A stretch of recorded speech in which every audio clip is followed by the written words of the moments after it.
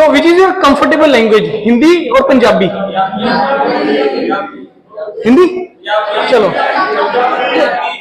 ठीक है, विच पंजाबी भी चलती रहेगी, कोई दिक्कत नहीं है। जिन सुनो सुनो सुनो प्लीज प्लीज प्लीज, ਤੁਹਾਡੇ लिए आए यार, प्लीज मैं सुन लेना। और जो मैं तुम्हें चीजें दसन जा रहे हैं बहुत ही इंपॉर्टेंट है, स्विच कर दें, बहुत ही इंपॉर्टेंट आप सभी के लिए, आपके करियर के पॉइंट ऑफ व्यू से, क्योंकि जो चीजें मैं आपको बताने वाला हूं इस चीज का गारंटी है कि उनमें से मोर देन 50% चीजें ऐसी होंगी कि जिसके बारे में आपने सुना ही नहीं होगा, और जिसके बारे में सुना भी होगा शायद उसके बारे में इतना अवेयरनेस नहीं है कि यार उससे बेनिफिट लेने कैसे है। राइट, हमें मोटी मोटी सी चीजें पता है, कनाडा जाना है, जेई लगना है, एसडीओ लगना है, इतना सा लिमिटेड हम यहां तक, या ज्यादा से ज्यादा कुछ पब्लिक सेक्टर के नाम सुने होंगे। राइट, मैं यहां पे जो आप लोगों के साथ इंटरेक्शन करने आया हूं उसमें मेरे को आपके करियर के लिए कौन जो भी ऑप्शंस अवेलेबल हैं, चाहे हम जॉब की बात करें, चाहे हम हायर स्टडीज की बात करें, उस हायर स्टडीज के बाद का जो करियर है वो सारी चीजें हम यहां पे आराम से डिस्कस करेंगे। ठीक है जी, आपको करना क्या है, मेरी रिक्वेस्ट पे सुनना है मेरे को ध्यान से, क्योंकि होता पता है क्या है, ट्रबल क्या आती है, अभी नहीं सुनोगे कोई फर्क नहीं पड़ेगा, मेरी कोई इसमें लॉस नहीं है। प्रॉब्लम कब आती है, जब तुम्हें 4-5 साल के बाद जब तुम्हें कोई चीज के बारे में पता लगता है ना, अच्छा यार ये भी था, मेरा फ्रेंड तो ये बन गया, मेरा सीनियर ये बन गया, मेरा जूनियर ये बन गया, तो दिमाग में एक चीज आती है, यार मेरे को तो किसी ने बताया नहीं, अगर मेरे को किसी ने बताया होता तो शायद मैं कर लेता। समझ रहे हो भाई, और ये होता है हर किसी की लाइफ में, मेरी लाइफ में भी हुआ है, हर किसी की लाइफ में होता है कोई ना कोई ऐसी चीज जिसके बारे में हमें रिग्रेट होता है कि यार हमें किसी ने बताया क्यों नहीं, और वो सारी चीजें बताने के लिए आई एम हियर।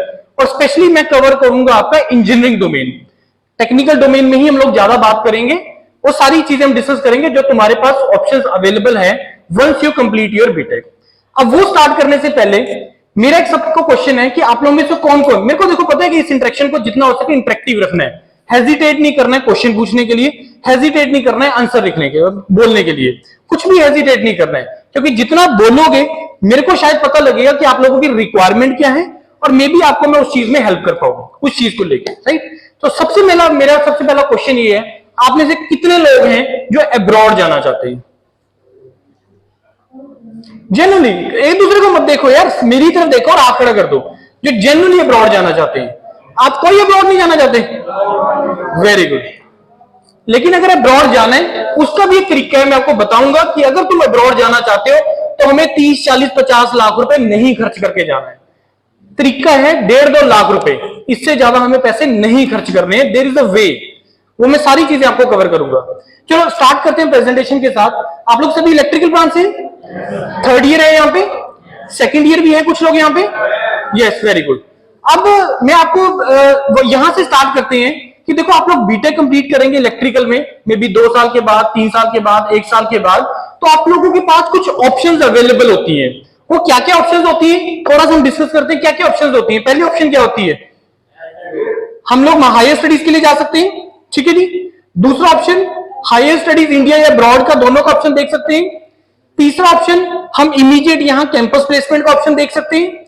चौथा ऑप्शन हम गवर्नमेंट जॉब के लिए जा सकते हैं, जैसे आपका जूनियर इंजीनियर का जॉब हो गया, या सब डिवीजन इंजीनियर का, या असिस्टेंट इंजीनियर का जॉब हो गया। और इसके अलावा हम लोग मैनेजमेंट डोमेन में जा सकते हैं, एमबीए डोमेन में जा सकते हैं, मैनेजमेंट डोमेन में, और इसके अलावा मैं अपना बिजनेस कर सकता हूं। यही सारी ऑप्शंस होती है, ठीक है जी। अब मैं अगर आपको ये बोल रहा हूं कि ये सारी की सारी करियर ऑप्शंस, यार प्लीज अगर आपको प्लीज बोलना है ना, प्लीज मेरी रिक्वेस्ट है, बाकियों को डिस्टर्बेंस होगा मेरे को प्लीज, अगर नहीं आपने अटेंड करना आप जा सकते हो, कोई यहां पे जोर जबरदस्ती नहीं है प्लीज। तो ये जितना भी सारी की सारी करियर ऑप्शंस हैं, अब अगर मैं आपसे पूछूं कि यार अगर सपोज आपको जेई या एई डोमेन के लिए जाना है तो आपको क्या करना पड़ेगा? सर एग्जाम लिखने पड़ेंगे। सर मेरे को अगर सपोज हायर स्टडीज के लिए जाना है, सर मेरे को गेट का एग्जाम लिखना पड़ेगा। सर मेरे को मैनेजमेंट डोमेन के लिए जाना है, मेरे को सर कैट का एग्जाम लिखना पड़ेगा। सर मेरे को अब्रॉड जाना है तो सर मेरे को आइलेट्स का एग्जाम लिखना पड़ेगा। सर मेरे को अपना फादर का ही बिजनेस रन करना है, या मेरे को अपना बिजनेस रन करना है, तो मेरे को थोड़ा उस डोमेन में एक्सपीरियंस चाहिए। तो मेरे कहने का मतलब ये है कि जितने भी हमने यहाँ पे ऑप्शंस बोली हैं वो सारे में अगर मेरे को जाना है तो मेरे को अलग अलग रास्ते चूज करने पड़ेंगे, कोई ना कोई एक रास्ता पकड़ना पड़ेगा और उसके अकॉर्डिंगली प्रोसीड करना पड़ेगा। अब मैं आपको ये बोल रहा हूं कि ये जितनी की सारी मैंने ऑप्शंस बताई हैं, ये सारी की सारी ऑप्शंस एक सिंगल एग्जाम के थ्रू ओपन हो जाएगा, and that exam is known as the GATE exam. एक सिंगल एग्जाम हमें देना है और इस सिंगल एग्जाम के थ्रू वो सारी ऑप्शंस ओपन हो जाएगा and that exam is the GATE exam. देखिए यहां पे मैं गेट का प्रमोशन नहीं करने आया, लेकिन मैं आपको ये चीजें बताने आया हूं यार, गेट का एग्जाम तुम अगर देते हो तो तुम्हें क्या फायदे होते हैं।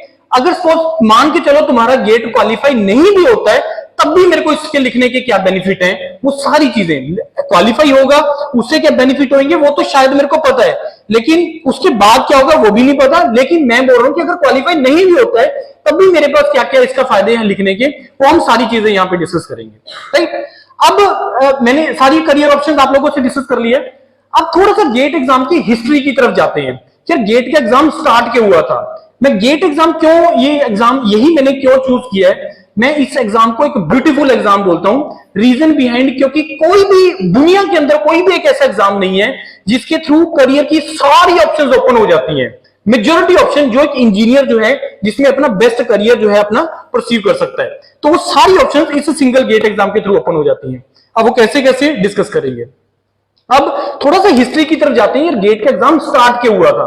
सी अगर आप 2008-9 से पहले तक चले जाओ, 2008-9 से इसमें पब्लिक सेक्टर एंटर करना स्टार्ट कर दिया है, मतलब पब्लिक सेक्टर ने गेट के थ्रू रिक्रूटमेंट करना स्टार्ट कर दिया है। अगर उससे पहले चले जाओ तो एक्चुअल में जो गेट का एग्जाम स्टार्ट हुआ था that was to enter into the higher studies, masters करने के लिए या पीएचडी करने के लिए ही गेट का एग्जाम होता था। अदरवाइज अब ये इसके थ्रू अब जॉब का ऑप्शन भी आता है। राइट, तो गेट का एग्जाम एक्चुअल में स्टार्ट हुआ to promote the higher studies in the country.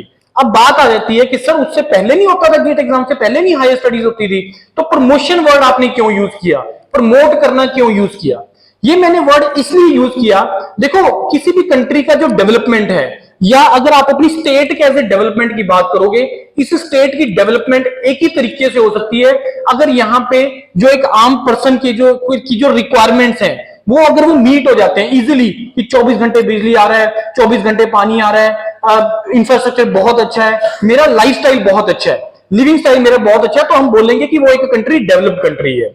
लेकिन ये तभी पॉसिबल हो सकता है, एक ही तरीके से पॉसिबल हो सकता है। ठीक है, तुम परचेज कर सकते हो, दूसरी कंट्री से चीजें परचेज कर सकते हो, दूसरी स्टेट से तुम चीजें परचेज कर सकते हो, लेकिन तुम डेवलप्ड तभी कहलाओगे अगर तुम वो चीज को वहीं पे ही डेवलप कर रहे हो। मतलब इलेक्ट्रिसिटी अपनी स्टेट में डेवलप कर रहे हो, रोड वगैरह के लिए तुम्हें किसी के ऊपर डिपेंडेंसी नहीं रखना पड़ रहा। ये चीज कंट्री लेवल पे भी एप्लीकेबल थी। जब 47 में पार्टीशन हुआ, पार्टीशन के बाद इंडिया को जो सबसे बड़ा प्रॉब्लम क्या आ रहा था, इंडिया एक बहुत बड़ी कंट्री थी, तो अगर हम कंट्री कंट्री के बीच की बात करते हैं तो वहां पे भी बिजनेस होते हैं कि नहीं होते हैं, बिजनेसेस होते हैं, दो कंट्रीज के बीच में नहीं होते हैं। तो एक कंट्री दूसरी कंट्री से देखती है कि नहीं देखती, मेरे को इससे फायदा होना है, देखती है कि नहीं देखती। तो बाकी जो डेवलप्ड कंट्रीज थी लाइक यूएसए वगैरह या यूके वगैरह या जो यूरोप वगैरह में जो डेवलप्ड कंट्रीज थी, वो उसको इंडिया को एक बहुत बड़ा एक हब एज्यूम कर रही थी, मान रही थी कि यहां पे हम लोग अपना बिजनेस यहां पे बढ़ाएंगे और यहां से हम अपनी कंट्री के लिए इनकम जनरेट करेंगे। उसके लिए क्या है प्रॉब्लम आती थी कि जब कंट्री का पार्टीशन हुआ, इलेक्ट्रिसिटी नहीं होती थी, सड़कें नहीं होती थी, बिल्डिंगें नहीं होती थी, खाने पीने की अच्छी चीजें नहीं होती थी, तो ये सारी चीजों का नीड था उस टाइम पे। अब सबसे बड़ी नीड इलेक्ट्रिसिटी की रिक्वायरमेंट थी बहुत ज्यादा उस टाइम पे। तो अब भाई अब यहां दूसरी कंट्री क्या बोल रही है, ठीक है हम आपको इलेक्ट्रिसिटी देने को तैयार हैं, लेकिन हम आपको टेक्नोलॉजी नहीं दे सकते हैं। वो बोलते हैं कि हम तुम्हें प्लेन देने को तैयार हैं, लेकिन तुम्हें प्लेन बनाने की टेक्नोलॉजी हम नहीं दे सकती हैं। गेटिंग माय पॉइंट और नॉट। तो कहने का मतलब ये था कि टेक्नोलॉजी का यहां पे डेवलप होना, टेक्नोलॉजी यहां पे डेवलप होना, और टेक्नोलॉजी कैसे डेवलप होती है अगर उसके ऊपर रिसर्च होती है कि भाई किस तरीके से किसी पावर प्लांट की एफिशिएंसी को मैं इंक्रीज कर सकता हूं, किस तरीके से मैं इस बैटरी की एफिशिएंसी को इंक्रीज कर सकता हूं, वो तभी पॉसिबल है अगर उसके ऊपर कोई उस फील्ड का अगर एक्सपर्ट आके उसके ऊपर रिसर्च करेगा, तभी वो पॉसिबल है, अदरवाइज वो पॉसिबल नहीं होता है। यही रिक्वायरमेंट थी कंट्री की कि भाई हमें यहीं पे इलेक्ट्रिसिटी जनरेट करनी है, हमें यहीं पे power plant, thermal plant, buildings, road सब कुछ यहीं पे डेवलप करनी है। उसके लिए रिक्वायरमेंट था स्पेशलाइज्ड पर्संस का। तो स्पेशलाइज्ड पर्सन, क्या बैचलर लेवल पे स्पेशलाइज्ड पर्सन हैं? क्या आप लोग स्पेशलाइज्ड हो किसी डोमेन के? नहीं हो। स्पेशलाइज्ड पर्सन होते हैं मास्टर्स लेवल पे, क्योंकि मास्टर्स लेवल पे तुम एक पर्टिकुलर डोमेन में काम करते हो। मैं पावर सिस्टम में काम कर रहा हूं, मैं पावर इलेक्ट्रॉनिक्स पे काम कर रहा हूं, मैं बैटरी सिस्टम पे काम कर रहा हूं, मैं एनर्जी जनरेशन के ऊपर काम कर रहा हूं मैं, तो वहां पे तुम्हें स्पेशलाइज्ड डोमेन होती है, वहां पे क्या होती है तुम्हारी स्पेशलाइज्ड, और वो रिक्वायरमेंट था कंट्री का। तो this is the reason why they started this promoting the higher studies, कि भाई स्पेशलाइज्ड डोमेन्स हम क्रिएट करते हैं, हम अपना यहीं पे टेक्नोलॉजी डेवलप करने हैं, हम लोग किसी के ऊपर डिपेंडेंसी हमें नहीं करनी है। आज का सिचुएशन क्या आ गया, हिंदुस्तान एरोनॉटिकल लिमिटेड, सुने इसका नाम, एचएएल का नाम सुने, हिंदुस्तान एरोनॉटिकल लिमिटेड क्या बनाता है, वो प्लेन्स बनाते हैं, और क्या बनाते हैं, कौन से प्लेन बना रहे हैं, फाइटर प्लेन बना रहे हैं, और क्या बना रहे हैं, हेलीकॉप्टर्स बना रहे हैं, और क्या बना रहे हैं, मिसाइल्स बना रहे हैं। मतलब डीआरडीओ के बहुत सारे प्रोडक्ट जो है वो अब एचएएल बना रहे हैं, और वो कौन सी ऑर्गेनाइजेशन है, हिंदुस्तान एरोनॉटिकल लिमिटेड। और ये आने वाले टाइम में, अगले आने वाले 2-4-5 साल के अंदर बहुत ज्यादा ग्रो करने वाली ऑर्गेनाइजेशन है। क्योंकि अगर आप लोग न्यूज अगर सुनते हो तो इंडिया मतलब एचएएल उस स्टेज में आ गया है कि दूसरी कंट्रीज, क्योंकि भाई अमेरिका में अगर कोई चीज बन रही है उसकी कॉस्टिंग बहुत ज्यादा हाई है। अब इसरो, आईएसआरओ से बाकी कंट्रीज क्यों सैटेलाइट लॉन्च करवाती है, क्यों करवाती है, क्योंकि कॉस्ट के हिसाब से, कॉस्ट इफेक्टिव होता है। यूएसए से करवाएगी महंगा पड़ता है, इंडिया से करवाएगी सस्ता पड़ता है। रीजन आप लोगों को पता है कि क्या रीजन है उसके पीछे, क्यों सस्ता पड़ता है, राइट। यही चीज हर फील्ड में एप्लीकेबल है, यही चीज हर फील्ड में एप्लीकेबल है। और यही चीज जो मैं आपको बात कर रहा हूं कि हमें जो है हायर स्टडीज डोमेन जो है, क्यों उसका रिक्वायरमेंट पड़ा, क्योंकि हमें टेक्नोलॉजी डेवलप करना है यहीं पे। और टेक्नोलॉजी में वर्ड यूज कर रहा हूं, मैं रिसर्च वर्ड यूज कर रहा हूं। आपको क्या लगता है कौन कौन ज्यादा रिसर्च करता है, कौन किस डोमेन में ज्यादा रिसर्च होती है जिससे कंट्री का डेवलपमेंट हो सकता है, वो टेक्नोक्रेट्स ही है, वो इंजीनियरिंग डोमेन है, फिजिक्स डोमेन है, साइंसेस डोमेन है, जिससे कंट्री में चेंज आ सकता है। हिंदुस्तान एरोनॉटिकल लिमिटेड, मेजोरिटी लोग उसमें कौन लोग हैं, मेजोरिटी जो वहां पे वर्क कर रहे हैं वो कौन है, मेजोरिटी इंजीनियर्स हैं, है या नहीं है। आ रही है बात समझ में या नहीं आ रही है, आ रही है, ऊपर से निकल रही है। तो कहने का मतलब ये है, क्योंकि मैं क्यों ये चीजें बता रहा हूं, क्योंकि आपका लिंकिंग बनना जरूरी है, अदरवाइज दिमाग में वो चीज बैठेगी नहीं। तो दिमाग में वो चीज बैठनी बहुत ज्यादा जरूरी है कि भाई ये बंदा बोल रहा है, गेट वर्ड यूज कर रहा है, अपने बता के चला गया, लेकिन बताया तो है नहीं इसका फायदा क्या है, क्यों हुआ इस चीज के लिए, क्या इससे मेरे को एज ए पर्सनल मेरे बेनिफिट्स क्या होंगे। ठीक है, गेट का एग्जाम लिखेंगे, मास्टर लिखेंगे, नौकरी लग जाएगी, लेकिन मेरी एज ए पर्सनैलिटी में कहां पे बेनिफिट होगा।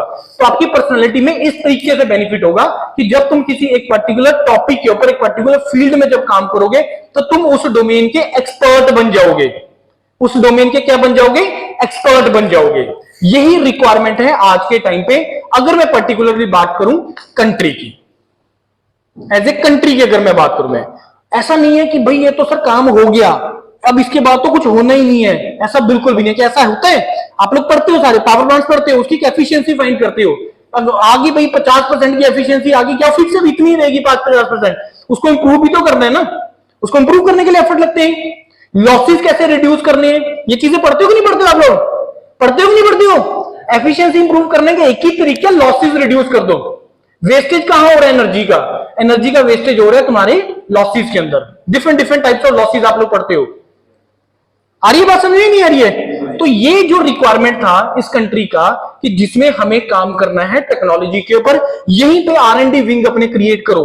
रिसर्च सबसे ज्यादा कहां पे होती है, आपको क्या लगता है कहां पे हो रही है रिसर्च, कौन सी ऑर्गेनाइजेशन है यहां पे रिसर्च हो रही है। तो मैं इंडिया की बात करूं, आईआईटीज के अंदर, आईसी बेंगलोर के अंदर, IIITs के अंदर, NITs के अंदर। मतलब आप लोगों में किसी ने IIM नहीं बोला, आप लोगों ने किसी ने एम्स नहीं बोला। तो कहने का मतलब ये है कि इंजीनियर एक ऐसी डोमेन है, इंजीनियरिंग एक ऐसी डोमेन है, technocrat, you all are the technocrats. आप एक ऐसी डोमेन में काम कर रहे हो, आप उस डोमेन में हो जिससे तुम चेंज ला सकते हो, कंट्री लेवल पे रेवोल्यूशन ला सकते हो। क्योंकि आपकी अगर की हुई रिसर्च अगर सोसाइटी को कोई सोल्यूशन दे रही है, it means you have done your work. आपकी रिसर्च की हुई, आपका काम किया हुआ, अगर सोसाइटी में कोई चेंज ला रहा है, उसका बेनिफिट किसको होना है, किसको होगा उसका बेनिफिट, किसको होगा उसका बेनिफिट, हर किसी को होगा। तुम्हें होगा एज ए इंडिविजुअल, यस होगा, आम जनता को होगा, यस होगा, उस ऑर्गेनाइजेशन की होगा, यस होगा, जिस प्रोफेसर के अंडर आप काम कर रहे हो उसका होगा, यस होगा। अल्टीमेटली कंट्री का बेनिफिट है। बात समझ में आ रही कि नहीं आ रही है। अगर भाई इंडिया के अंदर ऐसी कुछ चीजें, मतलब बैटरी का आजकल ई व्हीकल्स का बहुत ज्यादा चल रहा है, चाइना में ये फेल हो चुका है ई व्हीकल्स, उसके पीछे मेजर रीजन क्या था, आपको क्या लगता है, क्या रीजन था, हाँ फेल होने का क्या रीजन है? सबसे बड़ी चीज उसकी एफिशिएंसी, कि एक रन में जब वो चार्ज होती है वो 250 किलोमीटर चल रही है। दूसरा कॉस्टिंग, बैटरी का कॉस्ट। अब अगर सपोज इंडिया के अंदर अगर सपोज यहीं पर रिसर्च हो रही है इन दो चीजों के ऊपर कि उसका जो है वो एफिशिएंसी कैसे इंक्रीज किया जाए और उसका बैटरी का कॉस्टिंग कैसे कम किया जाए, आपको क्या नहीं लगता कि अगर ऐसा इंडिया में डेवलप होना स्टार्ट हो जाए तो वो पूरे वर्ल्ड में सप्लाई कर सकता है गाड़ियों की या बैटरीज की? कर सकता है कि नहीं कर सकता? तो आपको क्या लगता है उसमें बेनिफिट किसका होना है? हर किसी का बेनिफिट होना है। अगर कंट्री का बेनिफिट हो रहा है, कंट्री में रिसोर्सेज आ रहे हैं, कहां पे लगाएंगे? सड़कें कैसे बन रही हैं, नो डाउट टोल लगते हैं, सब कुछ होता है, पूरे पूरे हर किसी का एज ए इंडिविजुअल हर किसी का बेनिफिट होना उसमें। समझ में आ रही है कि इंजीनियरिंग मतलब, इंजीनियरिंग वर्ड का मतलब क्या है? ये जो तुम चीजें कर रहे हो क्या मतलब है उसका, किस लेवल पे जाके तुम डेंट ला सकते हो? आ रही है समझ में? नहीं आ रही चीजें, ये नहीं आ रही है। तो मेरे कहने का मतलब ये है कि हमें चीजें करनी है, बहुत अच्छे तरीके से करनी है और अपना एक पाथ क्रिएट करो, अपना पाथ सोचो एक आने वाले 5-7 साल में मेरे को क्या करना है। क्योंकि अभी तक हम लोग क्या कर रहे हैं कि मेरे को बीटेक कंप्लीट हो जाएगी, उसके बाद मैं या तो बाहर चला जाऊंगा, मैं ये कर लूंगा। मतलब मे बी अगर मैं पूछूं आप लोगों में से या किस किस ने डिसाइड कर लिया कि बीटेक के बाद क्या करना है, मोर देन 50% शायद ये होंगे कि बोलेंगे सर पता नहीं क्या करना है। ये फैक्ट है सर, बहुत मतलब ठीक है, जो आंसर आप करोगे ना, मैं अगर उसके पीछे पूछूंगा रीजन क्या है उसके पीछे, जो बोलेंगे मेरे को वो बोलेंगे सर सारे कर रहे हैं तो मैं ये कर रहा हूं। कनाडा क्यों जाना है? सर सारे जा रहे हैं। सर जेई क्यों लगना है, एसडीओ क्यों लगना है? सर यही तो करना था, इसी कारण से तो मैंने बीटेक की है। यही रीजन है ना, यही रीजन होते हैं। तो अब जो मैं चेंज की बात कर रहा हूं as a personality, as a individual, वो तुम तभी ला सकते हो अगर तुम किसी डोमेन में स्पेशलाइज्ड होते हो। तुम्हारी रिकॉग्निशन तभी होगी, तुम्हें तभी कोई वैल्यू करेगा, तुम्हारे ऊपर कोई तभी इन्वेस्टमेंट करेगा अगर तुम्हारे अंदर कोई स्पेशलाइजेशन है, जिसका तुम किसी ऑर्गेनाइजेशन को, किसी इंडस्ट्री को, जिसके साथ भी तुम जुड़ोगे काम करने के लिए, चाहे वो गवर्नमेंट जॉब क्यों ना हो, चाहे वो गवर्नमेंट जॉब क्यों ना हो। जेई लेवल पे इंटरव्यू नहीं होता है, एसडीओ लेवल पे इंटरव्यूज होते हैं। जितने भी गजेटेड ऑफिसर की जॉब्स होती हैं, क्लास 1 ऑफिसर की जॉब होती है, हर किसी में क्या होता है? इंटरव्यू होता है कि नहीं होता? क्यों होता है? आपको क्या लगता है इंटरव्यू क्यों होता है? भैया वो ये देखते हैं कि मेरे को एक पर्सनैलिटी वाला बंदा चाहिए, क्योंकि असिस्टेंट इंजीनियर, क्लास 1 ऑफिसर का जो जॉब होता है वो मैनेजमेंट वाला जॉब होता है मैनेजमेंट वाला। उसने आगे डायरेक्ट करना है जेई को, जेई जाएगा फील्ड के ऊपर, एसडीओ खड़ता है साइड में? नहीं खड़ता। खड़ता है एसडीओ साइड में? नहीं खड़ता। तो उसने सिर्फ मैनेज करवाना है, उसने जेई को डायरेक्ट करना है कि जाओ भी ये करने, जेई खड़ेगा, वो रिपोर्ट करेगा उसको। तो जो क्लास 1 ऑफिसर का जॉब है उसके लिए एक पर्सनैलिटी चाहिए होती है। पब्लिक सेक्टर में जब तुम एंट्री करते हो, मतलब जिस भी लेवल पे इंटरव्यू होती है ना, तो इट मींस कि they are going to check your personality, कि क्या ये सब डिवीजन इंजीनियर के बनने के लायक है या नहीं है इसका पर्सनैलिटी। ऐसा तो नहीं जाके रिश्वतखोरी करने लग जाएगा, वो क्लियर पता कर लेते हैं। मतलब 10-15 मिनट आपके सामने बैठाएंगे आपको, वो 5-7-10-15 क्वेश्चन पूछेंगे और पता कर लेंगे क्या करेगा। अल्टीमेटली देखो किसी को कुछ नहीं होता कि क्या होगा उसके बाद, किसी को नहीं कुछ पता होता, लेकिन इतना उनको नॉलेज होता है कि यार इसके अंदर चल क्या रहा है दिमाग में। तो इतने एक्सपर्ट होते हैं, साल के अंदर पता नहीं कितने कितने इंटरव्यूज कर लेते हैं। समझ में आ रही कि नहीं आ रही बात? अब आप लोगों में से जो 3rd ईयर में है, किसी ने गेट का एग्जाम भरा इस बार? भरा है किसी ने? पता था कि आप लोग एलिजिबल हो 3rd ईयर में? पता ही नहीं पता है? पता है आपको लास्ट डेट निकल गया है कोई भरा किसी ने? मेरे को पता, आज को सिचुएशन पता क्या हो गया, पक्का 2-4 ने भरा होगा आपकी क्लास में, लेकिन बताएंगे नहीं। ये ट्रबल हो गया आज के टाइम पे, सीरियसली बोल रहा हूं मैं। कोविड से पहले ये चीजें नहीं होती थी। कोविड से पहले तो मतलब मैं गेट बोलता था, मतलब हाथ खड़े करते थे, सर हमने गेट करना है। ये कोविड के बाद हुई है सिचुएशन, पता नहीं क्या रीजन है इसके पीछे, चेंज ही आ गया टोटली। गेट का एग्जाम क्या होता है समझ में आ गई बात? ये नहीं आ गई है। उसके बाद गेट का एग्जाम देखो, दिमाग में जब हम गेट वर्ड यूज करते हैं ना, एक चीज आती है सबसे पहले, क्या? सर बहुत डिफिकल्ट एग्जाम है। आता नहीं आता? सर हमसे ना होगा। आता है दिमाग में? ऐसा बिल्कुल भी नहीं है। If you follow the strategy, अगर तुम स्ट्रेटेजी फॉलो करोगे, GATE is not at all a difficult exam. GATE पहली चीज ये है कि इसको पढ़ी जा रहे हो तुम लोग। गेट एक ऐसी चीज है, पहली बात एक दिमाग में लगा लो कि गेट रट्टा मारने वाला एग्जाम नहीं है। रट्टा मार के नहीं निकलेगा, गेट समझ के निकलेगा। गेट का एग्जाम पैटर्न क्या होता है? 65 क्वेश्चन होते हैं, पता है? कितना टाइम होता है? हाँ,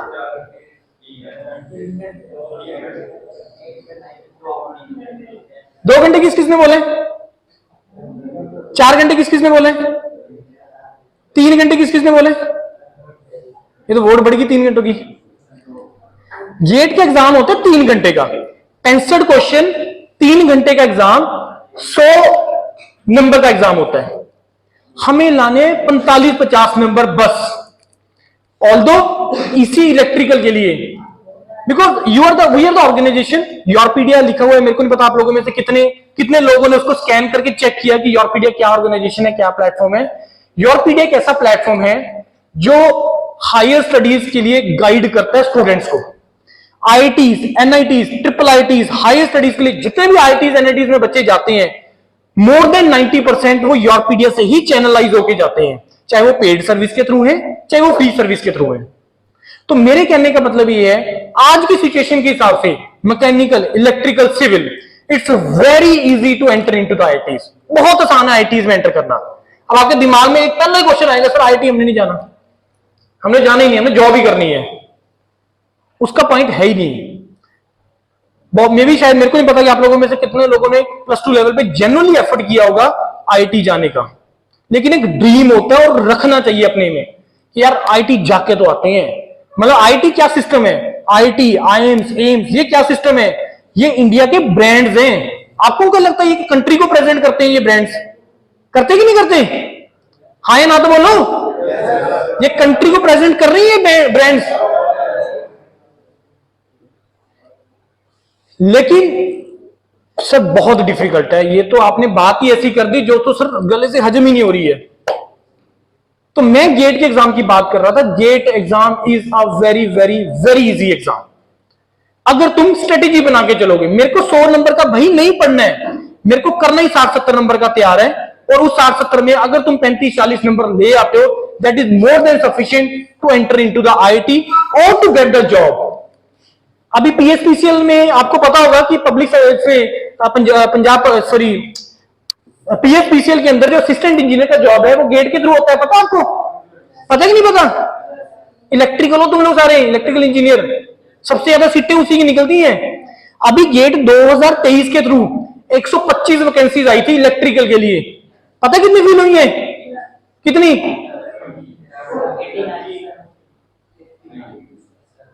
जो एग्जैक्ट फिगर बताएगा ना मेरे को, उसको फ्री एडमिशन मेरी तरफ से। कितने आउट ऑफ 125?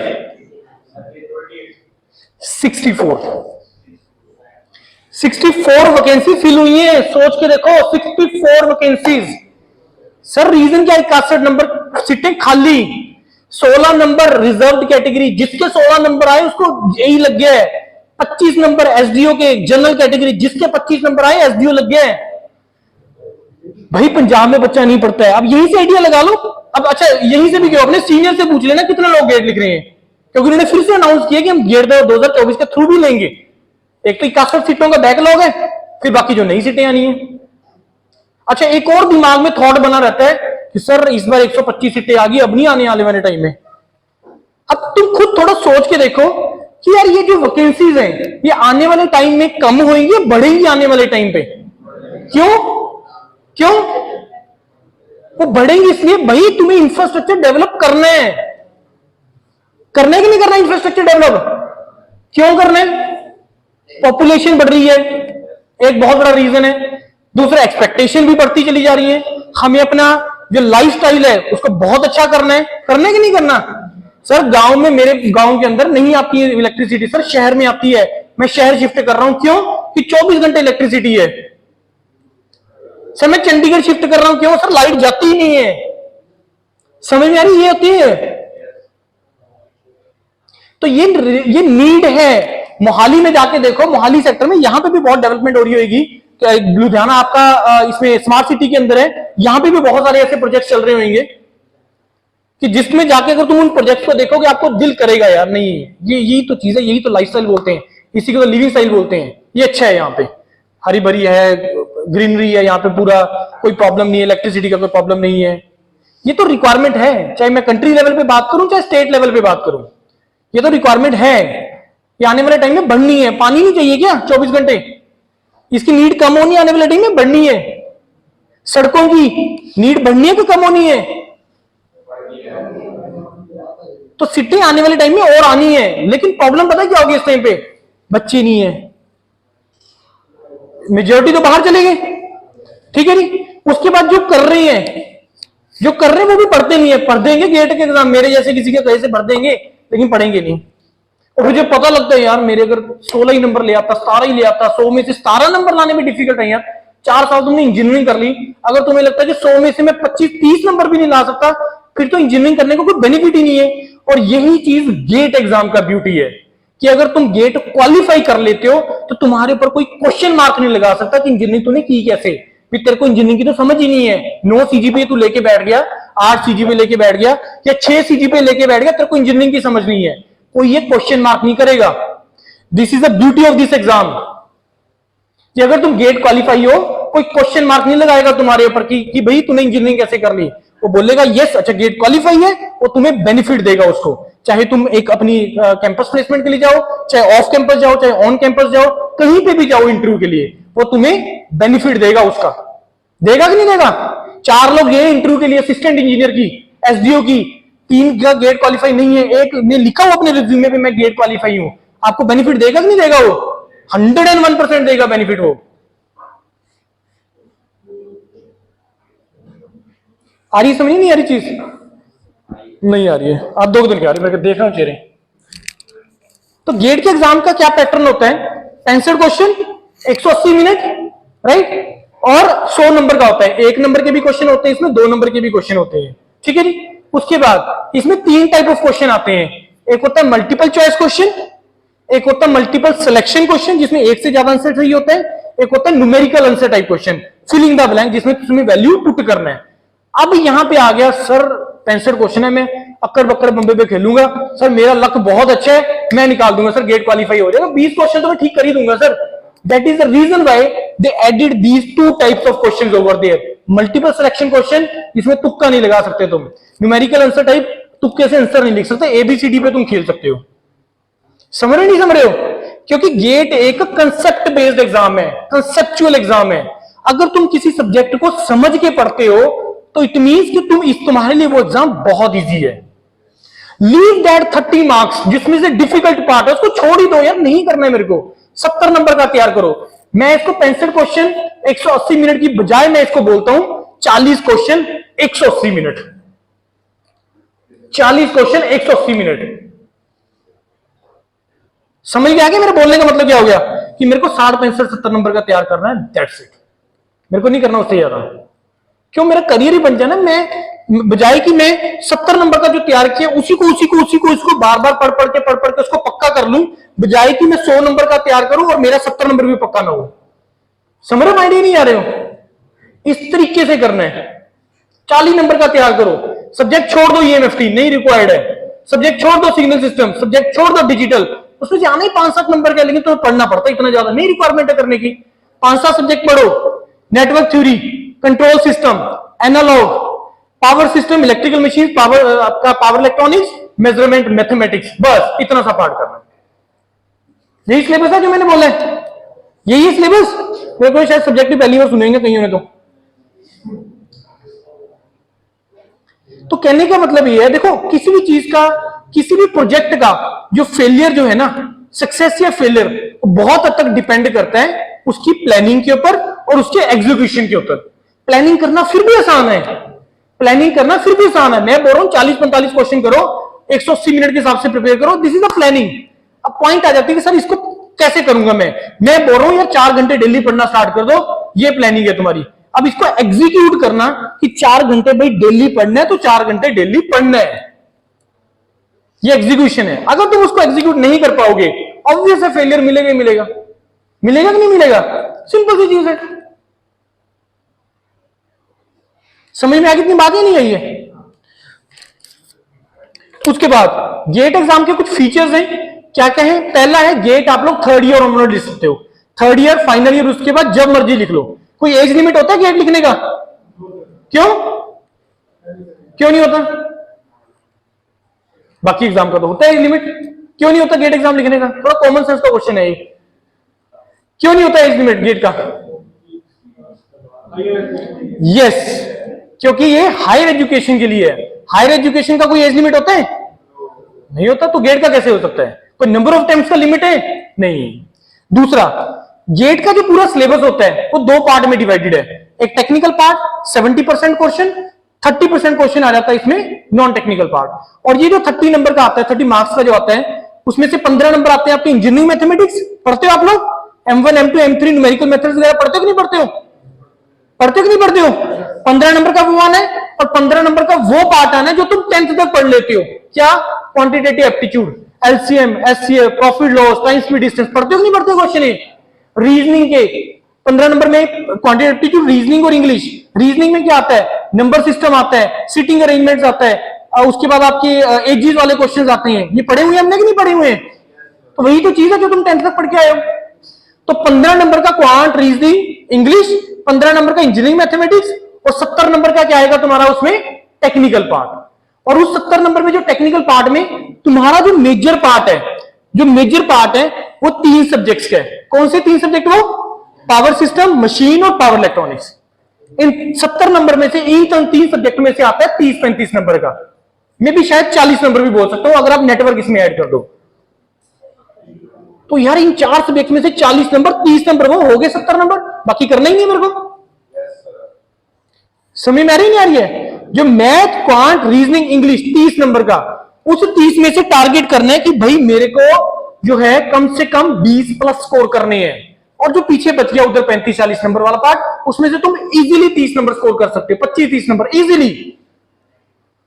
बहुत इजी है, मतलब जितना मैं बोल रहा हूं ना, इतना जोर लगा के बोल रहा हूं मैं इजी है, उतना उससे कहीं ज्यादा इजी है। क्योंकि तुम्हारे दिमाग में अंडरस्टैंडिंग क्या बैठी हुई है, तो बहुत डिफिकल्ट एग्जाम है ये। डिफिकल्ट एग्जाम नहीं है, बहुत इजी एग्जाम है ये। अच्छा, इजी और डिफिकल्ट के बीच में डिफरेंस क्या है? इजी और डिफिकल्टी लेवल के बीच में, मतलब कोई चीज आसान है, कोई चीज मुश्किल है। किसी को सेम चीज इजी लगती है, किसी को सेम चीज मुश्किल लगती है। क्यों होता है ऐसा? नहीं, माइंड से कोई रिलेशन नहीं है। अच्छा, आपको कोई चीज इजी लग रही है, इसको डिफिकल्ट लग रही है, क्यों लगती है ऐसे? भाई उनको समझ है उस चीज की तो इनको इजी लगती है, उनको नहीं है, उन्होंने नहीं पढ़े वो टॉपिक, उनको डिफिकल्ट लगेगी। तो फर्क कहां पे है? सिर्फ पढ़ने का। सोचने का भी एक अलग मैटर है, पढ़ने का कि अगर मेरे को कोई चीज आती है मेरे लिए वो इजी है, मेरे को कोई चीज नहीं आती मेरे लिए वो डिफिकल्ट है, नहीं समझ पा रहा हूं उसको मैं। ये फर्क है सिर्फ इजी और डिफिकल्टी के अंदर। समझ के पॉइंट नहीं समझे? उसके बाद गेट अगर तुम क्वालिफाई करते हो, तुम्हारे पास सारी ऑप्शंस ओपन हो जाते हैं जो मैंने आपको बताई, वो सारी एक एक करके डिस्कस करेंगे। उसके बाद गेट के अंदर कैलकुलेटर अलाउड नहीं होता है, ठीक है जी, उसमें वर्चुअल कैलकुलेटर होता है, फिजिकल कैलकुलेटर नहीं होता है। उसके बाद गेट का जो स्कोर है वो 3 साल के लिए वैलिड होता है, 3 साल तक तुम गेट स्कोर को यूज कर सकते हो। उसके बाद आप लोग जो है वो 2 गेट के पेपर लिख सकते हो, ठीक है जी, एट ए टाइम 2 गेट के पेपर लिख सकते हो, वो भी हम सारा डिस्कस करेंगे। उसके बाद गेट का एग्जाम क्यों लिखनी चाहिए? अगर मेरे को पब्लिक सेक्टर में जाना है या गवर्नमेंट जॉब में जाना है, मेरे को गेट का एग्जाम है। मेरे को इंडिया या अब्रॉड में एजुकेशन के लिए जाना है, हायर एजुकेशन के लिए, तो गेट का एग्जाम है। मेरे को अपनी स्पेशलाइज्ड डोमेन्स करनी है, मेरे को अपनी स्पेशलाइज्ड डोमेन, मेरे को अपने आप को स्पेशलाइज्ड बनाना है एक पर्टिकुलर डोमेन में, तो मैं हायर स्टडीज के लिए जाता हूं, तो मेरे को गेट का एग्जाम करना है। अब ये जो लास्ट का पॉइंट है ये बहुत इंपॉर्टेंट पॉइंट है, इसके ऊपर 2 मिनट लगाऊंगा मैं, कि जो मैंने आपको एक शुरू में बात बोली कि अगर गेट क्वालिफाई नहीं होता है तो इसका क्या मतलब है यार? गेट, मैं बोल रहा हूं कि गेट का एग्जाम हर किसी को लिखना चाहिए और हर किसी को प्रिपरेशन करके लिखना चाहिए। इसके क्या बेनिफिट्स हैं? देखो, जैसे मैंने आपको बताया, गेट एक कंसेप्चुअल एग्जाम है ना जी, कंसेप्चुअल एग्जाम। अगर तुम उसको जनरली पढ़ोगे, आपको क्या नहीं लगता अगर आपके फंडामेंटल्स, आपके कंसेप्ट क्लियर होंगे नहीं होंगे? हाँ या ना तो बोलो, नहीं होंगे। मैं जबरदस्ती हाँ नहीं बुलवा रहा हूं, मैं आपको, मतलब मैं इसलिए हाँ कुछ सुनना चाह रहा हूं कि इट मींस कि तुम्हें चीजें समझ लग रही है कि कंसेप्चुअल या कंसेप्ट क्या होते हैं, तुम्हें बेसिक चीजों की अंडरस्टैंडिंग कैसे होती है। कि एक सीरीज है, सीरीज में 2 वायर डिवाइड कर दिया, उस केस में रेजिस्टेंस डिवाइड होगा या ऐड होगा या कैसे होगा, ये कंसेप्ट होता है। यही होता है कंसेप्ट, कुछ और होता है? हाँ या ना? सीरीज में लगे हुए रेजिस्टेंस तो ऐड होंगे या डिवाइड होंगे, अगर इंडिविजुअल निकालनी है, यही तो तरीके हैं। ये इसी को तो कंसेप्ट बोलते हैं। मैं शायद कोई ज्यादा अच्छा क्वेश्चन नहीं बोल सकता क्योंकि I am from mechanical background. तो कंसेप्ट अगर आप गेट का प्रिपरेशन करते हो तो आपका जो कंसेप्ट है, जो आपके फंडामेंटल्स हैं, वो आपके स्ट्रांग होते हैं। दूसरा चीज, अगर आप गेट का एग्जाम लिखते हो तो, और अगर आप वो क्वालिफाई करते हो तो कोई, जैसे मैंने आपको पहले बताया, कोई आपके ऊपर ये क्वेश्चन मार्क नहीं करेगा कि how what about your technical knowledge. CGP तो आपका 9 है, इसका डजंट गारंटी कि आपका टेक्निकल नॉलेज अच्छा है। सीजीपी आपका 6 है, डजंट गारंटी कि आपका नॉलेज अच्छा नहीं है। किस पैरामीटर पे, किस बेस पे डिसाइड करोगे this GATE exam is that. अगर तुम्हारा गेट क्वालिफाई हो रहा है, कोई क्वेश्चन मार्क नहीं कर सकता, सीजीपी कोई नहीं देखेगा, रिज्यूमे के ऊपर लिखा हुआ है आई एम गेट क्वालिफाइड। तीसरा, गेट क्वालिफाई करना ये एक ऐसी चीज है जिसको तुम पूरी लाइफ अपने रिज्यूमे के ऊपर लिख सकते हो, और कोई भी एग्जाम ऐसा नहीं है कि जिसको तुम पूरी लाइफ अपने रिज्यूमे के ऊपर लिख सको। GATE is the only exam जिसको पूरी लाइफ आप अपने रिज्यूमे पे लिख सकते हो और उसका बेनिफिट ले सकते हो। जैसे फॉर एग्जांपल हमें टीचर्स का रिक्वायरमेंट होता है, हम रिज्यूमे मंगवाते हैं। सबसे पहली चीज मेरे दिमाग में ये जाती है, मैं उसको देखता हूं कि भाई what about the GATE, what about the competitive exams, engineering services, GATE exam, इसके बारे में क्या है। अगर उसका वो क्वालिफाई होगा तो मेरे दिमाग में भाई डाउट नहीं आएगा कि भाई इसकी अंडरस्टैंडिंग कंसेप्ट कैसे है इसके।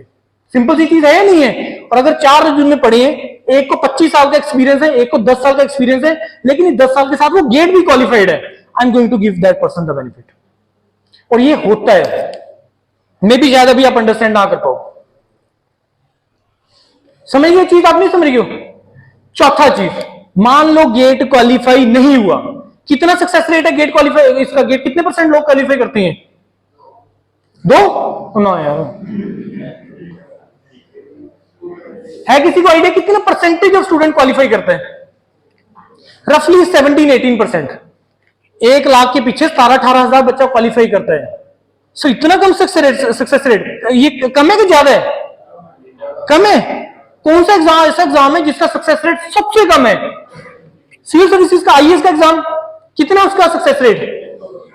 1% से भी कम है। लैक्स ऑफ स्टूडेंट्स उसको लिखते हैं, कितनी सीटें होती हैं? 1250 होती हैं। 1250 के पीछे लैक्स ऑफ स्टूडेंट। यहां पे तो जॉब्स भी है, हायर स्टडीज भी है, ब्रॉड का ऑप्शन भी है, मैनेजमेंट का ऑप्शन भी है, सारा ऑप्शन है। 10,000 प्लस अपॉर्चुनिटीज है, 10,000 प्लस सीटें हैं। समझ में आ रही कि नहीं आ रही बात? अब मेरे को ये बताओ कि वो क्या, जिसने क्वालिफाई नहीं किया सिविल सर्विसेज का एग्जाम, तो उसका क्या नॉलेज नहीं है अच्छा? क्या उसका मतलब क्या वो डिजर्व नहीं करता सिविल सर्विसेज? आईएएस के डिजर्व नहीं करता? आईपीएस वो पोस्ट नहीं डिजर्व करता? मैं भी शायद डिजर्व करता हूं। क्या वो क्वालिफाई होना गारंटी है उसका? हाँ या ना बोलना, बहुत समझ के वाला क्वेश्चन है ये, कि अगर तुम्हारा सिविल सर्विसेज जिसका क्वालिफाई हो रहा है, क्या ये गारंटी है कि वही डिजर्व करते हैं और डिजर्व नहीं करते? क्या इस चीज का प्रूफ है? नहीं है। अब मानो उसको जिसका क्वालिफाई नहीं होता, आईएएस नहीं मतलब बनता है, तो उसके बाकी जो एग्जाम्स होते हैं, स्टेट पीसीएस के एग्जाम्स होते हैं या और एग्जाम्स होते हैं। अब मेरे को ये बताओ कि एक पर्सन है जो ओनली स्टेट पीसीएस की तैयारी कर रहा है, एक वो पर्सन है जो सिविल सर्विसेज की तैयारी भी कर रहा है और साथ में स्टेट पीसीएस भी दे रहा है। किसकी प्रोबेबिलिटी ज्यादा है एग्जाम क्वालिफाई करने की? स्टेट पीसीएस, जो सिविल सर्विस की तैयारी कर रहा है। So same thing is applicable for GATE also. जितने भी तुम्हारी अलग से पोस्टें निकलती हैं, अलग से एग्जाम्स निकलती हैं, चाहे वो जूनियर इंजीनियर के हैं, चाहे वो एसएससी जेई है, चाहे वो सब डिवीजन इंजीनियर है, चाहे वो पब्लिक सेक्टर के अलग से टेस्ट हैं, जो इन एग्जाम्स को क्वालिफाई करते हैं और उनमें जो बच्चे बैठते हैं, तो जिन लोगों ने वो गेट की प्रोसेस से निकले होते हैं, उनकी प्रोबेबिलिटी उन एग्जाम्स को क्वालिफाई करने की सबसे ज्यादा होती है। ये सबसे बड़ी इंपॉर्टेंट चीज है गेट एग्जाम की तैयारी करना। मैं इसलिए बोल रहा हूं, मैं क्वालिफाई होना ना होना एक साइड पे रखो, लेकिन उसके अलावा क्या बेनिफिट है sir? This is the most important benefit for this writing this GATE exam, कि तुम्हारी ओवरऑल कंसेप्ट अच्छे बनते हैं, अंडरस्टैंडिंग बनती है। फिर जब तुम चीजें पढ़ना स्टार्ट करते हो, तुम इजीली उन चीजों को क्या है ग्रैस्प कर सकते हो। ये बात समझ में आई है कि नहीं आई है? आई है ऊपर से निकल गई? आई है? नहीं आई है? तो ये बहुत बड़ा बेनिफिट है गेट एग्जाम लिखने का, अगर तुम्हारा मान के चलो गेट क्वालिफाई नहीं भी होता है। सर आप इस कितने कॉन्फिडेंस, इतने दावे से कैसे कह सकते हो? 2.5 लाख प्लस सब्सक्राइबर है जो योरपीडिया को फॉलो करता है। और हमें पता है वो कौन किस स्टेज से निकल के आता है। और हमें कैसे पता चलेगा? सर आपकी बात होती है, यस होती है। जब किसी का सिलेक्शन होता है हम उसका सक्सेस जर्नी रिकॉर्ड करते हैं और उसको डालते हैं यूट्यूब पे, सुनो इसने कैसे किया, और तुम भी कर सकते हो। सुनो इसका कैसे सिलेक्शन हुआ। मे भी शायद कुछ लोगों ने यूट्यूब ओपन किया था, मे भी आपको दिखा होगा वहां पे कुछ बच्चों की सक्सेस स्टोरीज वहां पे रिकॉर्ड की हुई। उनको सुन के तुम्हें पता लगता है कि इन्होंने बीटेक के बाद का जर्नी कैसे रहा। क्योंकि बीटेक के इमीडिएट बाद, देखो सबसे बड़ी प्रॉब्लम पता कहां पे आती है कि जब हम बीटेक के इमीडिएट बाद सोचने लग जाते हैं कि मेरे को क्या करना है, या मैं कंपैरिजन करने लग जाता हूं कि 5-7 लोग तो भाई हायर स्टडीज के लिए जा रहे हैं, 5-7 लोग तो अब्रॉड के लिए जा रहे हैं, 5-7 लोग कुछ एयर लगते हैं, यार मैं तो कुछ नहीं कर रहा। जब हम कंपैरिजन मोड में आ जाते हैं ना, तो सबसे डेंजरस सिचुएशन होती है। क्योंकि बीटेक के इमीडिएट बाद is not the stage to compare the things. अगर कंपैरिजन करना है तो कम से कम 5-7 साल के बाद करना है, इमीडिएट कंपैरिजन नहीं करना है।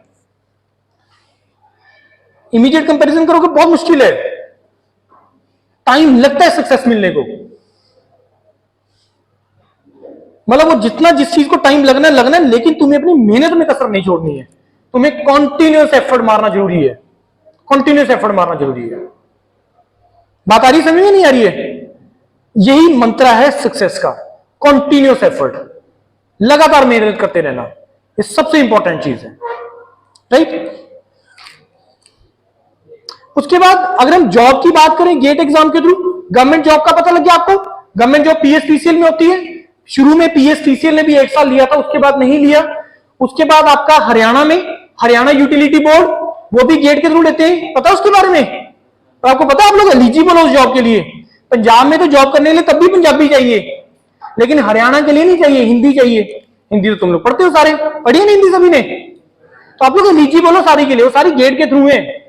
और जो हाल पंजाब में वही हाल हरियाणा में भी है, जो मैंने आपको बता दिया क्राइटेरिया। समझ में आ गई बात कि नहीं? उसके बाद पब्लिक सेक्टर, जितना लोग गेट एग्जाम लिखता है उसमें से मोर देन 50% की जो सबसे पहली प्रायोरिटी होती है वो पब्लिक सेक्टर होती है। पहला चीज, पब्लिक सेक्टर गवर्नमेंट जॉब नहीं होती है। पब्लिक सेक्टर सेंट्रल गवर्नमेंट और स्टेट गवर्नमेंट के साथ मतलब कोलैबोरेटिव प्रोग्राम्स होते हैं, राइट। रीजन क्या है कि पब्लिक सेक्टर क्यों लोग चाहते हैं? क्योंकि इसमें पे स्केल बहुत हाई होते हैं, गवर्नमेंट जॉब से भी ज्यादा होते हैं। 10 से 18 लाख का एवरेज पैकेज होता है पब्लिक सेक्टर के अंदर। कुछ यहां पे पब्लिक सेक्टर के नाम लिखे हुए हैं, ये लिखे हुए कुछ पब्लिक सेक्टर के नाम, फुल फॉर्म बता सकते हो किसी की? HAL क्या है? अभी बताया मैंने शुरू में, Hindustan Aeronautical Limited, ISRO Indian Space Research Organisation, DRDO Bhabha Atomic Research Centre, Hindustan Petroleum Corporation Limited, Bharat Petroleum, IOCL, BL, 250 plus PSUs हैं, 250 प्लस PSUs। अब इन पब्लिक सेक्टर में एंटर करने के कितने तरीके हैं? 2 तरीके हैं। क्या है? पहला, through the GATE exam. Majority PSUs क्या करते हैं? Through the GATE exam recruitment करते हैं। उसके बाद होता है इंटरव्यू, और इंटरव्यू से पहले कुछ लोग क्या लेते हैं? GD GT भी लेते हैं, ग्रुप डिस्कशन, ग्रुप टास्क, और जिसमें उनका सिर्फ एक ही मोटो होता है, तुम्हारा पर्सनैलिटी चेक करना, जिसके बारे में मैं तुमसे डिस्कस कर चुका हूं। हाँ है ना? तो ऊपर को बाहर ही देखते रह गए, कईयों की गर्दन घूमी थी बाहर, घूमी थी ना? हाँ घूमी थी। दूसरा पब्लिक सेक्टर में एंटर करने का तरीका होता है, बहुत सारे पब्लिक सेक्टर होते हैं जो अपना टेस्ट लेते हैं। कुछ पब्लिक सेक्टर के मेरे को इसमें से नाम बता सकते हो जो अपना टेस्ट लेते हैं? शुरू से स्टार्ट करते हैं। HAL, पता है इसका क्राइटेरिया? अपना टेस्ट लेता है हर साल। अभी जस्ट सिलेक्शन आया, अभी मैंने कल ही वीडियो डाला इसका, मोर देन 25 प्लस सिलेक्शन हुई है यूरोपीडिया की उसमें। ISRO अपना टेस्ट लेता है, BARC गेट के थ्रू भी लेते हैं, अपना टेस्ट भी लेते हैं, HPCL अपना टेस्ट लेता है, BL अपना टेस्ट लेता है, BHEL अपना टेस्ट लेता है, राइट्स अपना टेस्ट लेता है, एयरपोर्ट अथॉरिटी ऑफ इंडिया इसमें एयर ट्रैफिक कंट्रोलर का अभी वैकेंसी निकला हुआ है, 496 वैकेंसी इसमें निकली हुई है इस टाइम पे। ऑल्दो कि आप लोग एलिजिबल नहीं हो उसके लिए, लेकिन हमें पता होना जरूरी है कि किसमें मैं एलिजिबल हूं। More than 100 exams in a year you can write. इसके ऊपर डेडिकेटेड मैंने एक वीडियो डाला हुआ इंजीनियर्स करियर पॉइंट पे कि more than 100 plus exam in a year you can write. मैं पूछता हूं कि क्यों नहीं तैयारी कर रहे हो? नौकरियां तो निकलती नहीं, जॉब तो है नहीं। प्रॉब्लम यह कि हमें पता ही नहीं है कि होती कहां पे वैकेंसीज, निकलती कहां पे जॉब्स, हमें पता ही नहीं है। पता नहीं ना है। और आपको क्या लगता है कब पता करोगे? जब बीटेक कर लोगे या 2-4 जिसमें तुम हाई स्टडीज में जा सकते हो, power system, automation and control और वीएलएसआई डोमेन में जा सकते हो, सिग्नल प्रोसेसिंग में जा सकते हो, कम्युनिकेशन में जा सकते हो, ये सारी डोमेन है कोर की। अब आ जाओ इंटरडिसिप्लिनरी, बताओ इंटरडिसिप्लिनरी एआई में जा सकते हो, डेटा साइंस में जा सकते हो, और बताओ मैकाट्रॉनिक्स में जा सकते हो, यस डिजाइन में जा सकते हो, और बताओ जिसमें कोई भी ब्रांच का बच्चा जा सकता है, एरोनॉटिक्स में जा सकते हो, और बताओ स्पेस टेक्नोलॉजी में जा सकते हो, एनर्जी में जा सकते हो, और बताओ मटेरियल साइंस में जा सकते हो, एनवायरमेंट में जा सकते हो, और बताओ जियो इन्फॉर्मेटिक्स में जा सकते हो, मैनेजमेंट डोमेन में जा सकते हो। ऐसी बहुत बड़ी लिस्ट है। ई वेस्ट मैनेजमेंट में जा सकते हो। ओ यार मेरे को सुन लो यार, आपस में तो तुम करते हो बात यार, मेरे को सुन लो यार। समझ में आ गई बात? समझ में आ गई? तो ऐसी बहुत डोमेन्स हैं। जब तुम बीटेक के बाद, गेट के बाद तुम जब अप्लाई करने लगते हो ना, तो रफली मोर देन 1000 ऑप्शंस होती हैं आपको पास अप्लाई करने के लिए, अलग अलग कॉम्बिनेशंस में, अलग अलग आईटीज, अलग अलग एनआईटीज, मोर देन 1000 ऑप्शंस। लेकिन हमें ये नहीं पता कि अब सर अप्लाई कहां पे करें, गेट के मेरे आगे 45 नंबर, ये मेरा सीजीपी है, ये मेरा कैटेगरी है, मैं अप्लाई कहां पे करूं? क्योंकि गेम उसके बाद ही ओपन होती है कि तुम्हारे क्रेडेंशियल्स के बेस पे तुम्हें अप्लाई कहां पे करना है, वो हम लोग गाइड करते हैं उसमें। समझ में आ गई? आगे आगे उसके बाद और भी ज्यादा इंपॉर्टेंट क्वेश्चन आता है कि सर मेरा ये 4 जगह सिलेक्शन हो गया, अब मैं ज्वाइन कहां पे करूं? सर मेरे को चाहिए 25, 30, 40 लाख की नौकरी, और ये बहुत इजी है। एग्जांपल दे रहा हूं, पिछले साल गेट 2022 के बेस पे, यस गेट 2022 के बेस पे एक स्टूडेंट का एनआईटी कुरुक्षेत्र में वीएलएसआई में एमटेक में सिलेक्शन हुआ। मतलब मैं एग्जांपल क्यों दे रहा हूं कुरुक्षेत्र की, क्योंकि वो लीस्ट प्रेफरेंस पे होगा किसी भी कैंडिडेट के जिसने मास्टर्स करनी है। 38 लाख का पैकेज लगा उसका। वीडियो पड़ा यूट्यूब के ऊपर, डाल देना एनआईटी कुरुक्षेत्र एमटेक वीएलएसआई योरपीडिया, ये डाल देना यूट्यूब पे, तुम्हें आ जाएगा उस बच्चे का। अब सोचो जो तुम आईटीज में हो, पैकेज सोच के देखो, 60 लाख, 70, 80, और हम क्या सोचते हैं कि 40-50 वेस्ट करके हम अब्रॉड जा रहे हैं, अपने पेरेंट्स की हार्ड अर्न्ड मनी वेस्ट करके जा रहे हैं, जबकि तुम्हें इतने पैकेज देने वाली बैठी हैं और सीटें खाली रह रही हैं। बिलीव मी फ्रेंड, सीटें खाली रह रही हैं आईटीज के अंदर।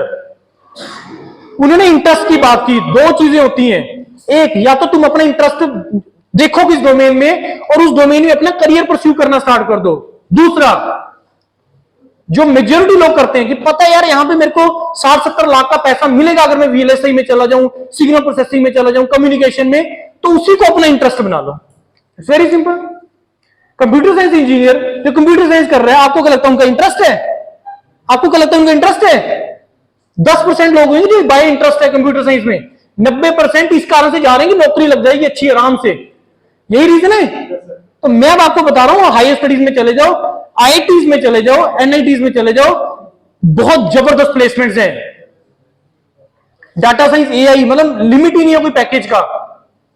और सोच के देखो कंपैरिजन, अब डू द कंपैरिजन। मान लो आपको आईटी पहुंचने में लगे 2 साल लगा लो, 2 साल तुमने मास्टर्स भी कर ली, उसके बाद तुम्हारा पैकेज लगा 5 साल, बीटेक के 5वें साल में जाके तुम्हारा 30 लाख का पैकेज लगा फॉर एग्जाम्पल। और बहुत लोग जो गवर्नमेंट जॉब के लिए सोचते रह गए कि गवर्नमेंट जॉब की तैयारी करेंगे, अब्रॉड जाएंगे। मतलब सिचुएशन समझ रहे हो? मैं कंपैरिजन की जो बात कर रहा हूं कि 5 साल के बाद कंपैरिजन वो ले गया 30-35 लाख का पैकेज, 5 साल के बाद कंपैरिजन मे बी वो गवर्नमेंट जॉब में वो 8-10 लाख के मे बी वो सेटिस्फाइड हो। लेकिन मैं बोल रहा हूं कि गवर्नमेंट जॉब में आपको तभी जाना चाहिए, 2-3 रीजन है। अच्छा मैं आपको ये बता रहा हूं कि गवर्नमेंट जॉब में किसको नहीं जाना चाहिए, ध्यान से सुनना मेरी इस बात को। मे बी शायद बहुत लोग जेईई एसडीओ के लिए एक्सपायर्ड हो। गवर्नमेंट जॉब में किसको नहीं जाना चाहिए? जो चाहते हो तगड़ा पैसा कमाना, जो चाहते हो लाइफ में टेक्नोलॉजी के साथ खेलना, गवर्नमेंट जॉब आप लोगों के लिए नहीं बनी है। क्योंकि गवर्नमेंट जॉब में ज्यादातर मैनेज करने वाली चीजें हैं, सर्विसेज है, वहां पे तुम टेक्नोलॉजी से खेल नहीं पाओगे। तुम कुछ सोसाइटी के लिए शायद ठीक है काम कर रहे हो, लेकिन वो सोसाइटी के लिए चेंज लाना थोड़ा मुश्किल है गवर्नमेंट डोमेन में। हाँ, ये रिसर्च लैब जैसी हैं, आईएसआरओ, डीआरडीओ, एचएएल, ये इनमें जाके तुम स्टिल चेंज ला सकते हो क्योंकि तुम काम कर रहे हो टेक्नोलॉजी पे। समझ में आ रही नहीं आ रही है? अगर तुम चाहते हो वर्क लाइफ बैलेंस कि सर 5 दिन काम करेंगे, 2 दिन करेंगे छुट्टी, बच्चों के साथ घूमे फिरेंगे, आराम चाहते हो, बहुत है सर 60-70 हजार महीने की आ रही है, then only you go for the government job. Otherwise अगर पैसा कमाना चाहते हो ना, वो गवर्नमेंट में नहीं है। हाँ, गवर्नमेंट में एंटर कर जाओ, गवर्नमेंट में एंटर करने के बाद प्राइवेट में स्विच मारो, जबरदस्त जंप मिलेगा तुम्हें। क्यों मिलता है जंप तुम्हें? क्योंकि उसको पता है प्राइवेट वाली कंपनी को कि इसने गवर्नमेंट जॉब में पहुंचने के लिए जो एफर्ट किया है ना, और गवर्नमेंट जॉब में पहुंच के जो इसका ट्रेनिंग हुआ है, मे भी वो प्राइवेट वाला नहीं करवा सकता। समझ में आ रही कि नहीं आ रही बात? ऑयल सेक्टर में एंटर कर जाओ, ऑयल सेक्टर में तुम जा सकते हो, एंटर कर सकते हो, गेल में तुम जा सकते हो, ओएनजीसी तुम जा सकते हो, एलिजिबल हो। पावर ग्रिड, ओसोको, पावर ग्रिड में जाके उसके बाद रिलायंस एनर्जी में जाओ। पावर ग्रिड में तुम्हारा पैकेज लग रहा है 15 लाख का। सोचो, अब इमेजिनेशन करो, ये 15 लाख का पैकेज लगा तुम्हारा पावर ग्रिड में, 2-3 साल जॉब करो, रिलायंस एनर्जी में जाएगा, कम से कम 60-70 लाख का पैकेज देगा आपको। वो क्यों देगा? क्योंकि उसको पता है इसको पावर ग्रिड में पहुंचने के लिए जो एफर्ट मारा है, वो इसने इसको मेच्योरिटी लाया, इसके पास नॉलेज भी है। उसके बाद जो वो ट्रेनिंग पावर ग्रिड में आपका हुआ है, मे बी वो रिलायंस आपका ना करवा सके। ट्रेनिंग आपको क्या लगता है कहां पे अच्छी होती होगी, गवर्नमेंट में या प्राइवेट में? गवर्नमेंट में। प्राइवेट में कौन देगा ट्रेनिंग? कौन पैसा लगाएगा तुम्हारे पर? नहीं लगाता कोई। बात समझ में आ रही है कि नहीं आ रही है? तो अगर तुमने प्राइवेट में एंटर करा, दूसरा तरीका ये है, गवर्नमेंट में जॉब करो, उसका बेनिफिट लो फिर बाद में। ये तरीका है दूसरा उसको करने का। समझ में आ रही नहीं आ रही है समय बात? तो इस तरीके से चीजों को सोचना है। हायर स्टडीज, एमटेक, एमएस के बारे में शायद आपने नहीं सुना होगा। MS is a 3 year program, masters of sciences. कई कॉलेजेस में इसको एमटेक आरए भी बोल देते हैं, एमटेक रिसर्च। अगेन 3 साल का प्रोग्राम है, 12,400 रुपए पर मंथ का स्कॉलरशिप है। प्लेसमेंट्स इक्वली गुड, जो एमटेक का प्लेसमेंट है वही एमएस का प्लेसमेंट है। सर मेरे को पीएचडी करना है, पीएचडी करना है, डायरेक्ट पीएचडी आप बीटेक के बाद कर सकते हो, जिसका सीजीपीए 7.5 प्लस है और गेट मेयर क्वालिफाई, 30 नंबर ले आओ गेट में, CGPA 7.5 plus, general category, 101% IT से कॉल है, 101% आईटी से कॉल। तो डायरेक्ट पीएचडी में जो 2 तरह की डायरेक्ट पीएचडी होती है, एक होती है नॉर्मल पीएचडी जिसमें स्टाइपेंड अब थोड़ा बढ़ गया है, 38,000 हो गया पर मंथ का स्कॉलरशिप, और एक पीएमआरएस पीएचडी होती है जिसमें 70 से 80 हजार पे पर मंथ का स्कॉलरशिप है। What is PMRS? किसको पता है? It is prime minister research fellowship, right. उसके बाद मैंने मैनेजमेंट की बात की थी। You can also enter into the management domain. MBA आप कर सकते हो गेट के थ्रू। जितने भी आईआईटीज हैं, जितने भी एनआईटीज हैं, सभी कॉलेजेस में एमबीए प्रोग्राम अवेलेबल है, which is through the GATE exam. और placements the best placements, DoMS IIT Madras, IOR IIT Bombay, masters of management IIT Bangalore, master management IIT Delhi, हर आईआईटी में, हर एनआईटी में प्लेसमेंट्स आर दी बेस्ट। ठीक है जी। उसके बाद आईएम्स में भी आप एंटर कर सकते हो गेट एग्जाम के through. Indian Institute of Management, कौन सा प्रोग्राम होता है ये? FPM program, fellowship program in management, fellowship program in management. ठीक है जी। उसके बाद now come to the foreign universities. मैंने 4-5 लाइनें बोल रहा हूं अब्रॉड के बारे में, जो भी अब्रॉड जाना चाहता है। पहला कि if you want to go abroad, go as a technocrat. पहले भी मैंने बोला आपको कि अगर तुम अब्रॉड जाना चाहते हो तो एज ए टेक्नोक्रेट जाओ, एज अ लेबरर मत जाओ। दूसरा, अगर तुमने अब्रॉड जाना है तो अपना पैसा वेस्ट करके मत जाओ। तीसरा, अगर तुमने अब्रॉड जाना है तो वर्ल्ड की टॉप 50 यूनिवर्सिटीज टारगेट करो। डोंट गो यार एजेंट के पास कि सर मेरी एडमिशन करवा दो, कहीं कनाडा भेज दो मेरे को। ऑब्वियस है उनको एक सेट ऑफ नंबर देने होते हैं, आराम से हो जाती हैं चीजें, क्योंकि आपका पर्पस ही जाना है। अपना पर्पस ही जाना मत रखो। अपना अगर पर्पस होगा कि मेरे को जाना है, टेक्नोक्रेट जाना है, बहुत वहां पे जॉब अपॉर्चुनिटीज हैं। चौथा चीज, विद स्कॉलरशिप जाना है। अगर जाना है तो विद स्कॉलरशिप जाना है, विदाउट स्कॉलरशिप नहीं जाना है। 2 कोर्सेज होते हैं मास्टर्स में, वहां पे डिप्लोमा की बात नहीं कर रहा, वहां पे तो तुम्हारा पैसा लगना ही है, मैं मास्टर्स की बात कर रहा हूं। एक होता है एम इंजीनियरिंग, एक होता है मास्टर्स ऑफ साइंसेज। जो स्कॉलरशिप्स होती है वो एमएस में होती है, एम इंजीनियरिंग में नहीं होती है।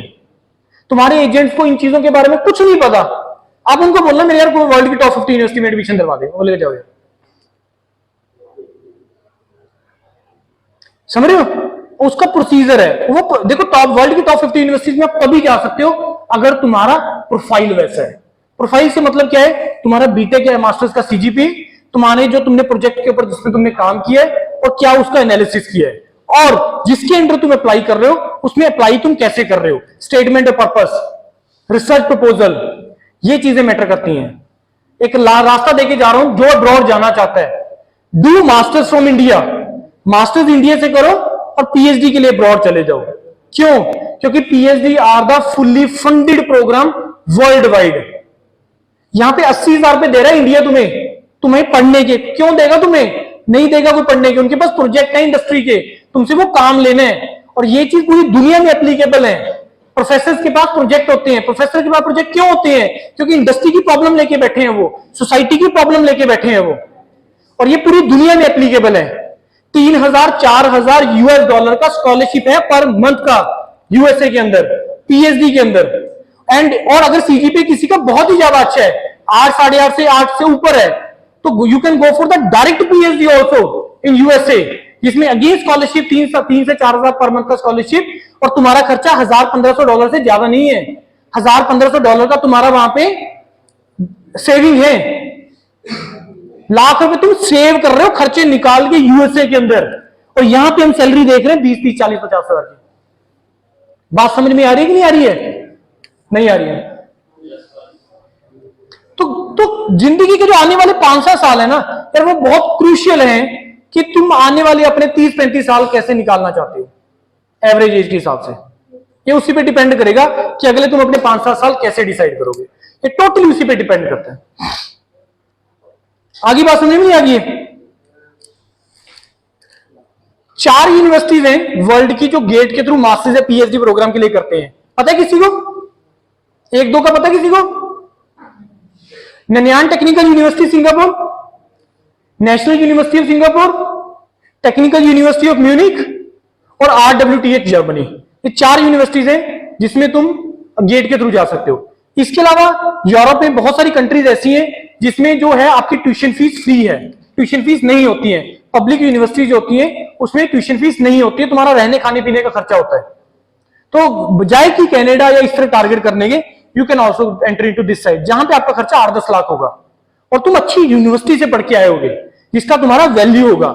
अब मैं अगले पॉइंट उसी के ऊपर आ रहा हूं कि सर इतनी देर होगी आपको बोलते हुए higher studies higher studies higher studies करने के बेनिफिट क्या है ये तो बता दो। मैंने पहले बोला हर किसी को गेट लिखना चाहिए, उसके पीछे रीजन बताए मैंने? बताए नहीं बनाए? याद है कुछ?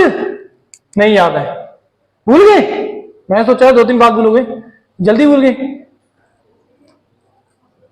चलो कोई बात नहीं, रिकॉर्डिंग हो रहा है, आपको मिल जाएगा याद करने के लिए। अब पॉइंट आता है कि भाई हायर स्टडीज में क्यों जाना है। हायर स्टडीज जाने के 3-4 बेनिफिट हैं। सबसे पहला बेनिफिट कि हायर स्टडीज तुम कहां से कर रहे हो वो मैटर करेगा। तो सबसे पहला जो रीजन है वो है आपका ब्रांडिंग। सबसे पहली चीज है ब्रांडिंग। पंजाब में किसी भी जाके कहीं पे भी जाके अगर तुम बोलते हो ना कि मैं जीएनई से कर रहा हूं, मैं बीटेक, अच्छा जीएनई से कर रहे हो, क्यों? क्योंकि बहुत पुराना और रिप्यूटेड कॉलेज है ये। आज की सिचुएशन एक साइड पे गई, लेकिन ये बहुत ही पुराना कॉलेज है कि नहीं है? कब स्टैब्लिश हुआ था ये?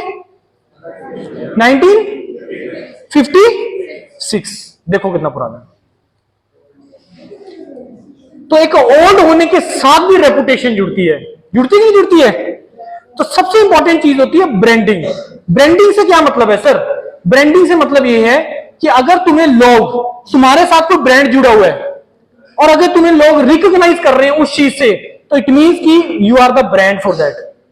जैसे मैंने डाला हुआ यूरोपीडिया का टी शर्ट, मैंने डाला हुआ इंजीनियर्स करियर पॉइंट का टी शर्ट, तो अगर सपोज जिसको पता होगा, मैं आईआईटीज में हम लोग जाते हैं, आईआईटीज में जाते हैं तो वो हमें रिकॉग्नाइज करते हैं, तो एक वो प्राउड मोमेंट होता है। अच्छा आप यूरोपीडिया से हैं, सब क्या करते हैं वहां पे, समझ रहे मेरी बात? ये चीज भाई तुमने आईआईटी दिल्ली का टी शर्ट डाला हुआ है, तुमने टाटा मोटर्स का टी शर्ट डाला हुआ है, तुमने गूगल का टी शर्ट डाला हुआ है, ये तुम्हारे पास कहां से है? मैं वर्क करता हूं वहां पे, मैं वहां पे मास्टर्स कर रहा हूं। अच्छा तुम मास्टर्स कर रहे हो वहां पे, समझ रहे हो नहीं समझ रहे हो? तो जो मैं रिकॉग्निशन की बात कर रहा हूं, जो मैं ब्रांडिंग की बात कर रहा हूं, वो आपको तभी मिलेगा अगर आप किसी ऐसी ऑर्गेनाइजेशन में काम कर रहे हो या किसी ऐसी ऑर्गेनाइजेशन के साथ आप हायर स्टडीज डोमेन में हो। समझिए पहली चीज, हायर स्टडीज का सबसे पहला बेनिफिट क्या? ब्रांडिंग। दूसरा स्पेशलाइजेशन। दूसरा क्या आ गया? स्पेशलाइजेशन, कि तुम अपनी डोमेन के एक्सपर्ट हो। Sir I am the expert of data science, I am the expert of power system, I am the expert in communication, I am the expert in VLSI। और आज के टाइम पे industries को requirement है specialised persons का। Please यार आज के टाइम पे जो रिक्वायरमेंट है इंडस्ट्री को स्पेशलाइज्ड पर्सन का, क्योंकि जैसे मैं अभी पहले एग्जांपल लेके हटा, स्पेशलाइज्ड पर्सन, भाई चिप नहीं मिल रही है मार्केट के अंदर, मार्केट में चिप नहीं है गाड़ियों की, उसकी क्या कहते हैं वेटिंग पीरियड को कम करने के लिए।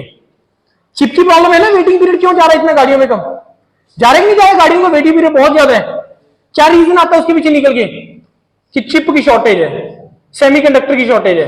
पता ही नहीं पता इस चीज के बारे में, हाँ है ना, जुड़े हुए दुनिया के साथ, जुड़े हुए नहीं जुड़े हो। तो अब सपोज मेरी इंडस्ट्री है, मैं स्मॉल लेवल पे काम कर रहा हूं, मेरे को लार्ज स्केल पे काम कर रहा है, क्या वो बीटेक इन इलेक्ट्रॉनिक्स इलेक्ट्रिकल मेरा पर्पस सॉल्व कर देगा? नहीं कर पाएगा। वो मास्टर्स या पीएचडी पर्सन कर पाएगा, जो उस डोमेन का स्पेशलाइज्ड डोमेन है, पर्सन है। और मैं इन्वेस्टमेंट भी उसी के ऊपर करूंगा। मैं देता हूं तेरे को 50 लाख, ये मेरे को 2 करोड़ कमा के देगा। वो इन्वेस्टमेंट करता है इंडस्ट्री आपके ऊपर, कंपनी इन्वेस्टमेंट होती है कि नहीं होती है? आपके सर्विसेज के लिए लेबर वाला थोड़ा काम लेना है, उसमें लेबर वाला काम लेना होगा, उसको देगा 2-4 लाख का पैकेज, जो देती है बीटेक लेवल पे आके कंपनी, जब उसने काम ही वैसा लेना है।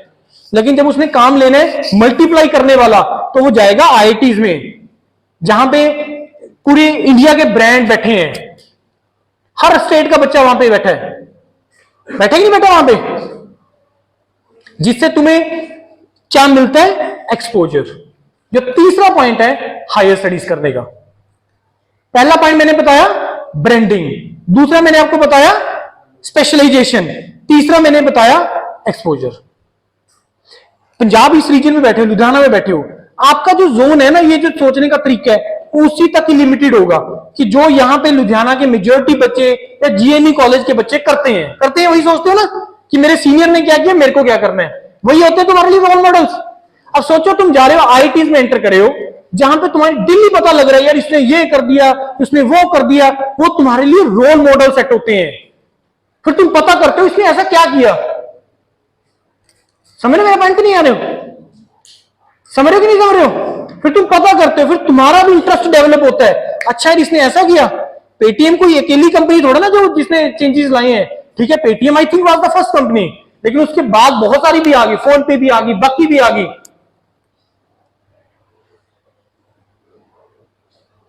तो तीसरा जो मैं आपको चीज बता रहा हूं एक्सपोजर, जहां पे पूरी क्लास में हर स्टेट का बच्चा बैठा है, हर स्टेट का, साउथ इंडियन कुछ अलग नजरिए से सोच रहा है, वेस्ट बंगाल का कुछ और नजरिए से सोच रहा है, पंजाब का कुछ और नजरिए से सोच रहा है, लेकिन जब आप एक दूसरे से डिस्कशंस करते हो तो तुम्हें उसका बेनिफिट होता है, तुम्हारा लर्निंग एनहांस होता है।